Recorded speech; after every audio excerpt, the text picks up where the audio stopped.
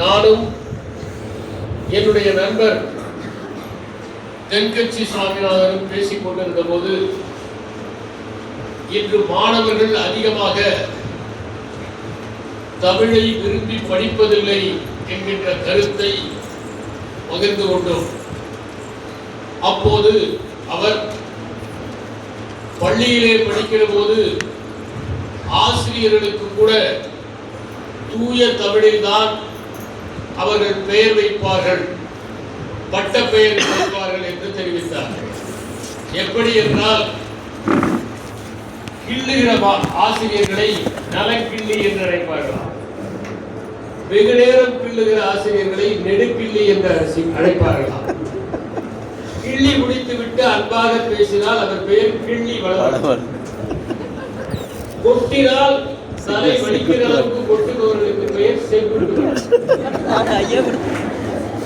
இப்படி தமிழ் பெயர்களை ஆசிரியர்களுக்கு பட்ட பெயர்களாக சூட்டுவார்கள் என்று குறிப்பிட்டார். நாங்கள் பேசுகிற போது தமிழை இன்று இருக்கின்ற மாணவர்கள் வகுப்புகளில் ஒரு பாடமாக கருதுகிறார்களே தவிர அதை ஒரு திறனாக கருதுவதில்லை. ஆனால் ஆங்கிலத்தை அவர்கள் ஒரு திறனாக கருதுகிறார்கள். தமிழ் என்றால் அது பாரம்பரியத்துடன் தொடர்புடையது, தொன்மையுடன் தொடர்புடையது. நாம் பொங்கல் பண்டிகை அன்று வேட்டி கட்டி பொங்கல் வைத்து தமிழிலே வாழ்த்தளிப்பினால் நாம் தமிழர்கள் என்கின்ற உணர்வோடு வாழ்ந்து கொண்டிருக்கிறோம் என்பதை நான் எண்ணி பார்ப்பது உண்டு. தமிழ் என்றால் அது வெறும் மொழி மட்டும் அல்ல.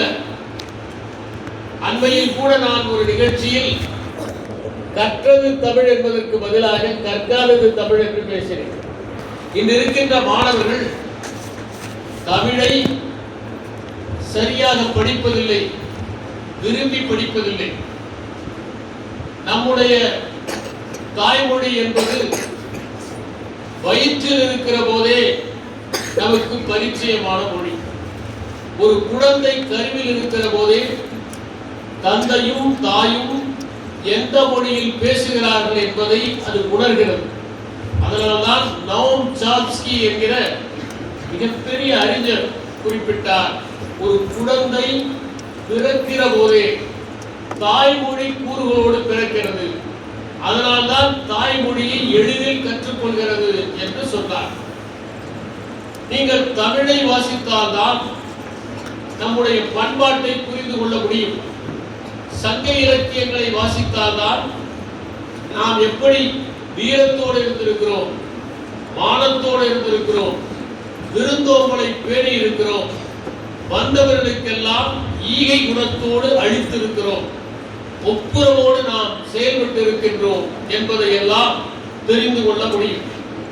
மன்னர்கள் கூட இவ்வாறு உணவளிக்கின்ற அரசர்களை பாராட்டி பேசியிருக்கிறார். மிகப்பெரிய மன்னன் ஒரு சிறுகுடி கீழானாக இருந்த அந்த நன்னனை பார்த்து மன்னனை பார்த்து பாடுகிற பொழுது பசிப்பிடி மருத்துவன் என்று கூறுகிறார். தமிழிலே ஒரு பசியை போக்குவதற்கு பசிப்பிடி மருத்துவன் என்கின்ற ஒரு அற்புதமான பதத்தை பயன்படுத்தி இருக்கிறார்கள். நீங்கள் சங்க இலக்கியத்தையோ அல்லது விவேக சிந்தாமணி, குடும்ப விளக்கு ஆகிய நூல்களை படிக்கிற போதுதான் வருகிறவர்களுக்கு எவ்வாறு விருந்தோம்பல் செய்ய வேண்டும் என்பதை தெரிந்து கொள்ளலாம். குடும்ப விளக்கிலே எப்படி பரிமாற வேண்டும் என்பதை கூட பாரதி